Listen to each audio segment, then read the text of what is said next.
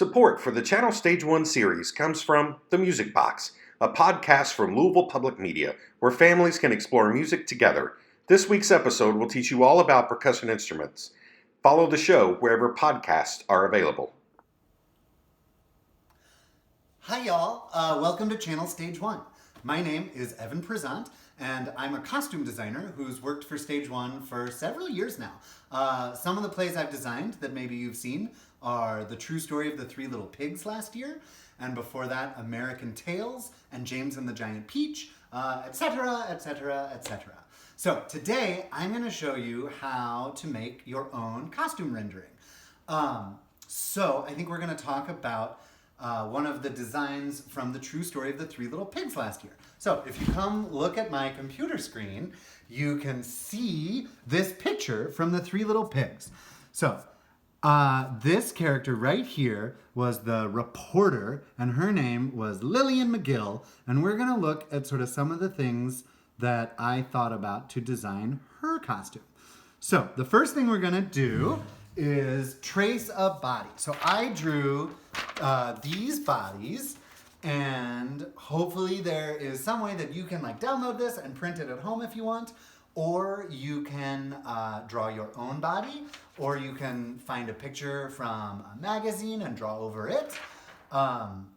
Or what I'm going to do now is use the window to help me trace it.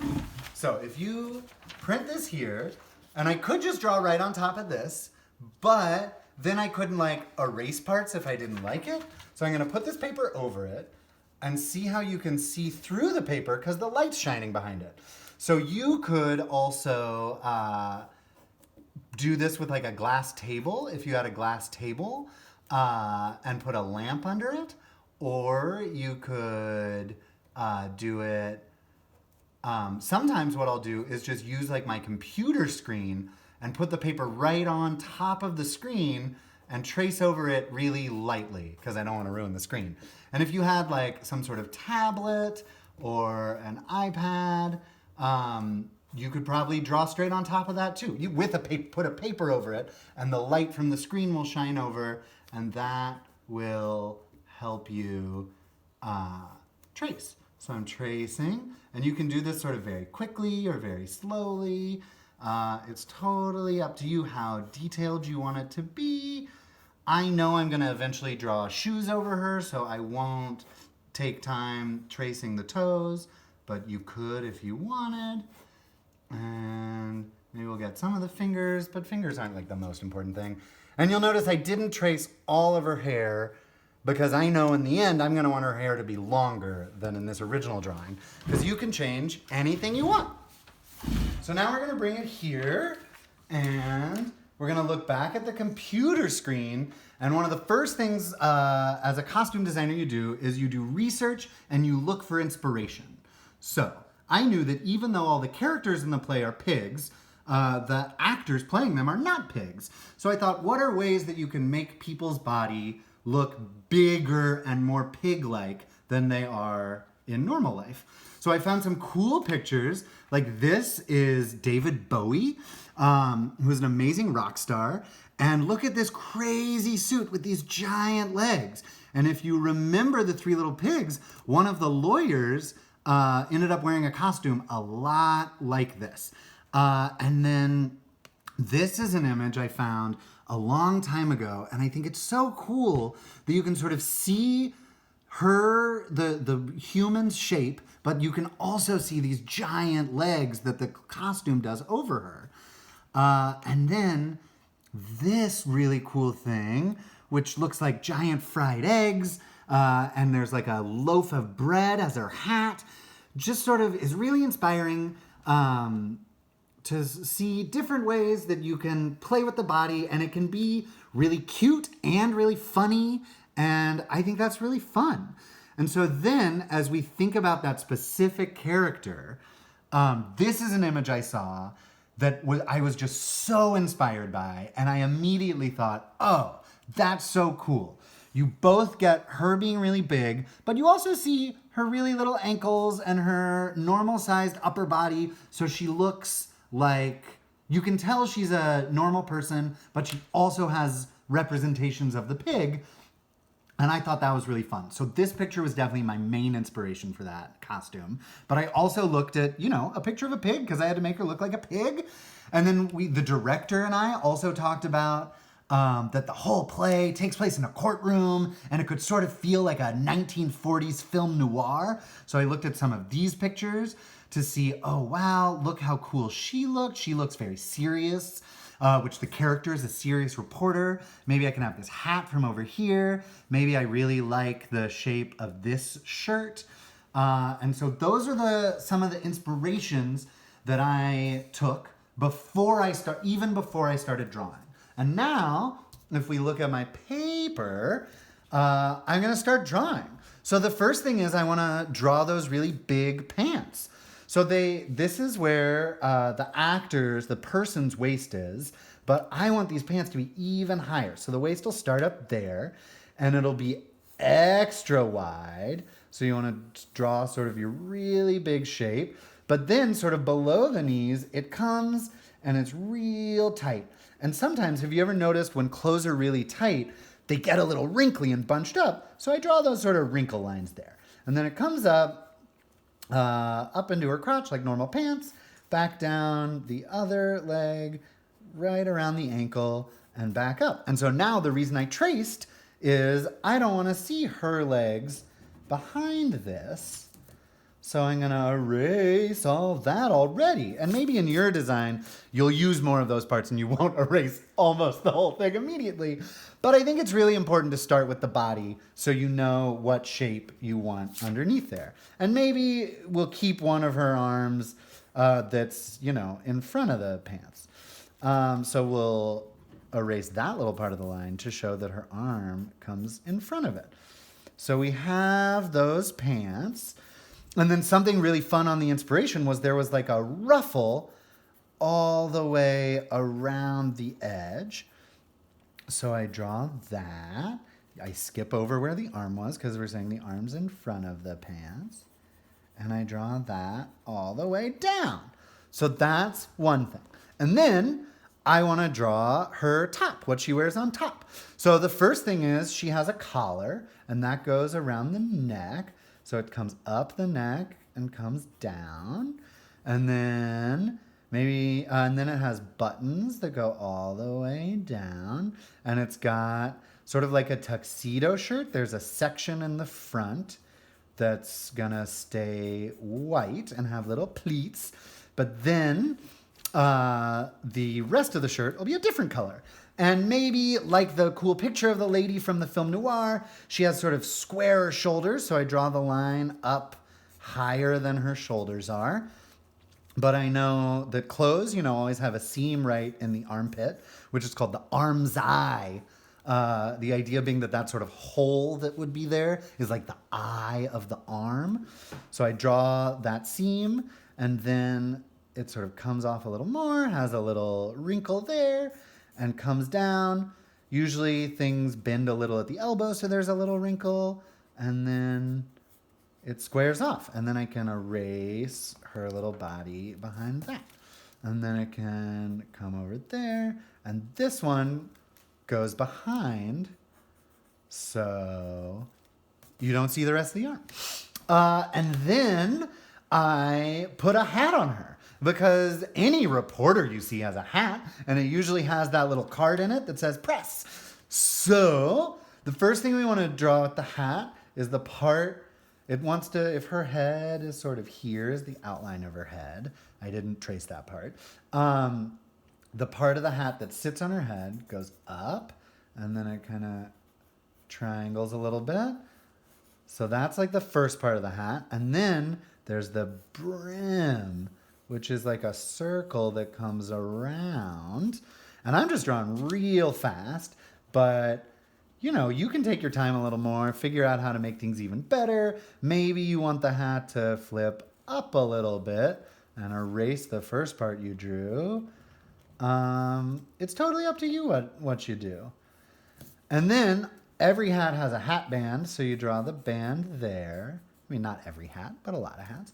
And then you can draw the little card that comes out that says press, which is how old-timey reporters would show that they worked for the press.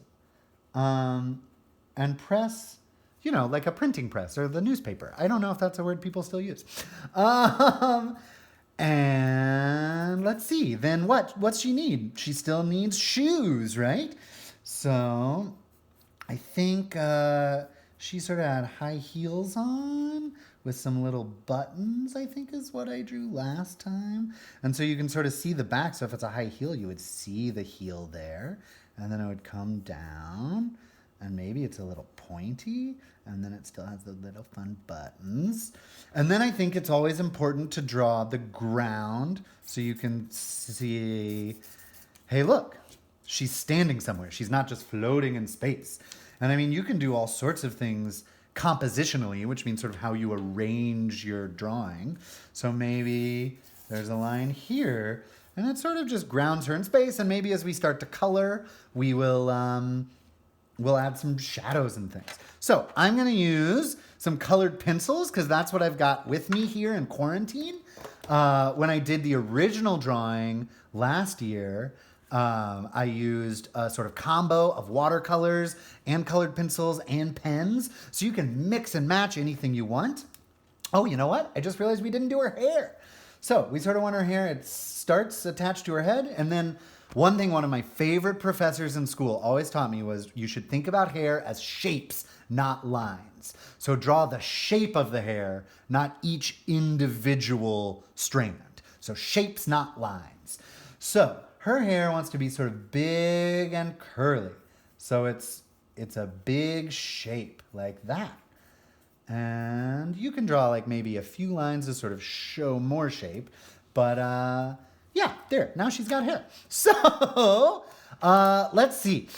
With our colored pencils, I remember the base of the pants were purple. So we're going to sort of lightly draw in some purple. And you can certainly make it any color you want. Oh, this color is called violet blue, so maybe it's a little bluer than purple, but that's okay. And I just went straight for it, but maybe you have a piece of scrap paper where you practice, oh, that's what color it is. Well, that's what color it is if I draw really hard, and it's a different color if I draw a little softer, right? So let's put down our base, and then because she was sort of a reporter dressed up for business, I thought a good business suit that's a little more fun because they're pigs and it's theater could be plaid. So to draw plaid, you sort of have checks and they're kind of uneven. So you can have a skinny line and then a fat line and then a skinny line and then a fat line. And these should continue, under her arm to the other side. And then as we get to where the legs separate, you got to sort of break that line between the legs, but it can keep going. And you do your thick line, your thin line, your thick line, and then your thin line, and maybe one more thick line.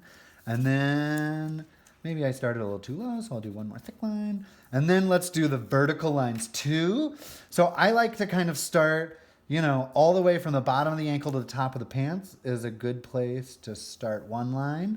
You can also think about, so yeah, we started there with a thin line, and then we'll just build out with another thick and thin and thick and thin. And look, it looks like plaid now. Glad that worked.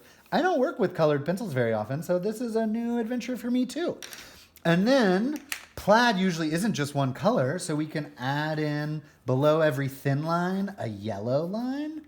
That could be fun. And I know the fabric that we used last year in the play also had purple and yellow. Those were the two main colors. So, yeah, so that's sort of the suggestion of the plaid. And then something fun that I like to think about is sort of light and shadow and where it would be darker versus lighter.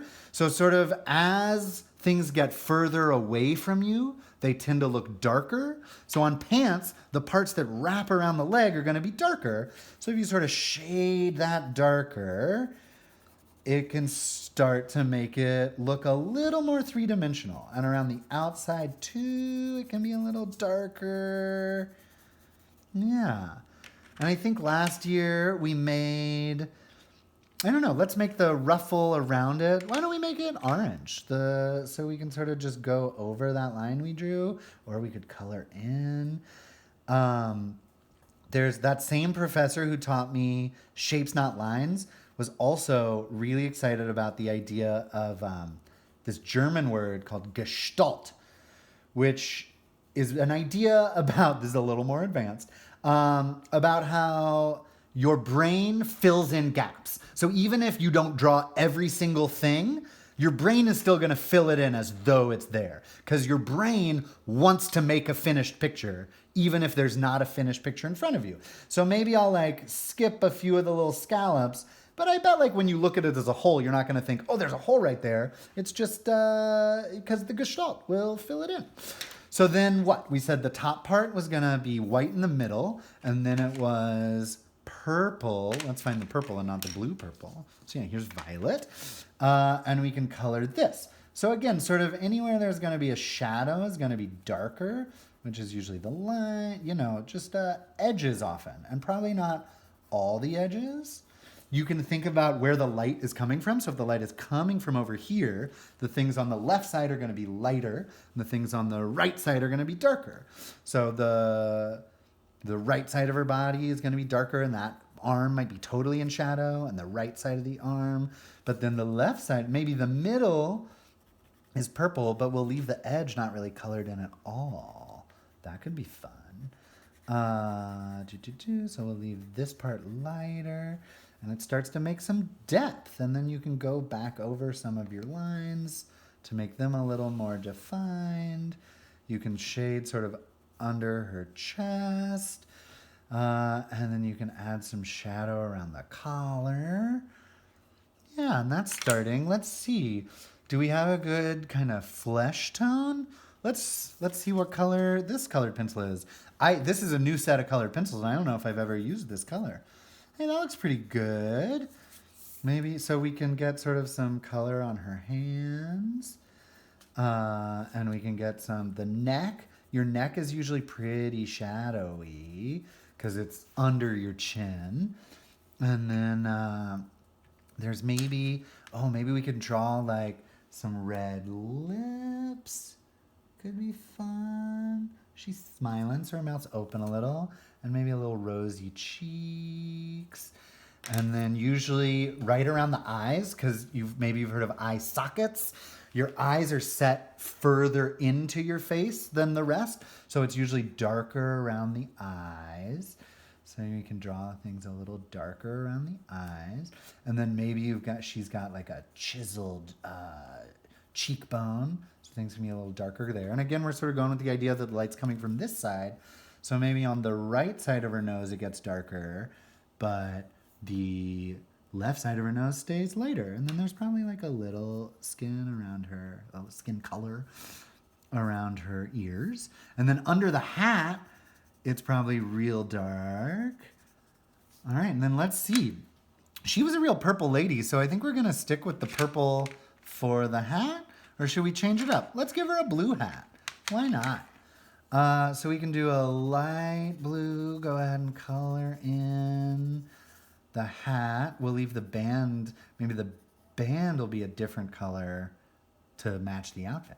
So yeah, so again, we'll make it darker at the edge and lighter as we come towards the light. So this part here is definitely behind the brim of the hat, so that's gonna be darkest. And then maybe if this is curled up, maybe it's not getting as much light, so it can be a little darker there. You can go over your outline if you want. And then, if we accented the pants with orange, let's accent the headband, the hat with orange too. And let's see. Now, I think last year in the play, the wig for Lillian was sort of a reddish color. So let's fill in. So again, it's probably going to be darkest right around her face where it goes back. So we can color there first and darkest. And then it's probably lighter as it comes out. And sometimes there are little places where it's darker. I don't know. I'm just sort of playing around. Trying to go real fast so the video doesn't get too boring. Then let's see. Oh, I've got a little black. Maybe we can accentuate her eyes. I find eyes are very important when drawing a person because we communicate so much with our eyes. So you really want to accentuate the eyes, maybe outline her chin again. I don't know. Yeah. Let's see. Oh, and her shoes. Let's not forget her shoes. Maybe those are the violet blue. I mean, why not? It's sort of, it's nice when everything kind of goes together. The heel might be really dark, and then, and again, you leave some of it white so that your brain, the gestalt in your brain, can just sort of fill in the gaps. So let's see. We see a little skin here. So let's fill in with a little of our brown. And yeah, and then let's see. Let's maybe use our accent orange to redraw these floor lines, our sort of frame. Whoop. And then if the light's coming from this way and it casts a shadow, then we can think, okay, shadow comes off of her feet in the direction the light is going. And then her whole body is there, so the shadow gets bigger from her feet. And that is, we could say that's done if you wanted. Or if you wanted to really accentuate the light, maybe you could sort of take some color and say, oh, there's a shadow coming off her whole body on the right side. And maybe it comes off her leg too. Yeah, and you can do whatever you want. And if you don't want to search all over the internet for inspiration, you could also find inspiration in nature. I went outside a little bit ago and got some leaves, and I sort of thought, oh, well, what do leaves look like on the body? And you can sort of move it around and go, oh, this little leaf, that could be like a hat. And maybe this big leaf could be like a pant leg. And if you don't have a second leaf, you could, glue this down and then draw the other side that just looks the same. Or you could imagine sort of a big skirt that's lots of leaves that keep coming out from her waist in all directions. There are all sorts of things you can do. You can find inspiration anywhere. You can try anything. What's fun is, if you don't have to make it in real life, then you don't have to think about any concerns other than what you want it to be. So just get drawing. I think drawing's really fun. So we're going to say that's our finished product for the day. And hopefully it looks nice on the camera. Oh, wow. Was this 20 minutes long? That's real long, and hopefully it wasn't too boring for you. Maybe it was, who knows? But thanks for coming to Channel Stage One. And Stage One's trying real hard to put out a lot of awesome content for you these days. And if you've been loving the content, hopefully you can donate to Stage One. Was there anything I was supposed to tell you? I don't know, just theater for everyone, and have a great day. Bye.